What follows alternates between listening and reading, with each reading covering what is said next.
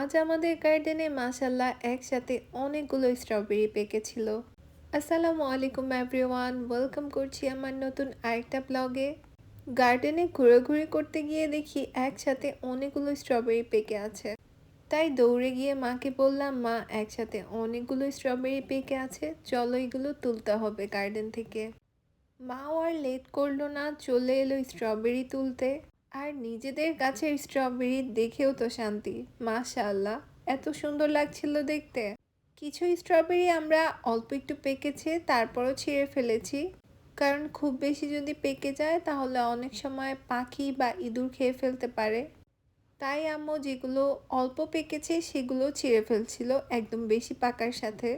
পাতার মাঝখানে মাঝখানে স্ট্রবেরিগুলো লুকিয়ে থাকে, এগুলো খুঁজে খুঁজে বের করতে হয় কোনগুলো পেকে গেছে। কিছু স্ট্রবেরি তো এত বেশি পেকে আছে যে পেকে ফেটেও গিয়েছে। আজকে যদি না ছিঁড়তো তাহলে তো আরো বেশ কিছু স্ট্রবেরি নষ্ট হয়ে যেত। এক একটার সাইজ কিন্তু এক এক রকম হয়েছে, দেখতেও এক একটার শেপ এক এক রকম হয়েছে। তবে যতই ডিফারেন্ট শেপের হয়ে থাকুক, আমাদের গার্ডেনের স্ট্রবেরি বলে কথা।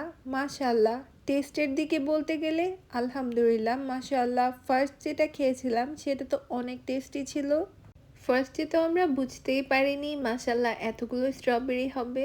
তাই আমি আবার পরে বাসা থেকে গিয়ে একটা বড় ঝুড়ি নিয়ে এসেছি সবগুলো স্ট্রবেরি একসাথে নেওয়ার জন্য।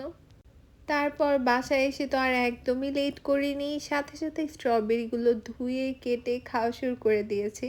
ভিতরটা একদম লাল টসটসে রসালো হয়েছে মাশাল্লাহ। আর এই মশলাটা দিয়ে খেতে কিন্তু দারুণ টেস্টি লাগে। আর যেহেতু নিজেদের গার্ডেনের স্ট্রবেরি, আলাদাই একটা টেস্ট ছিল।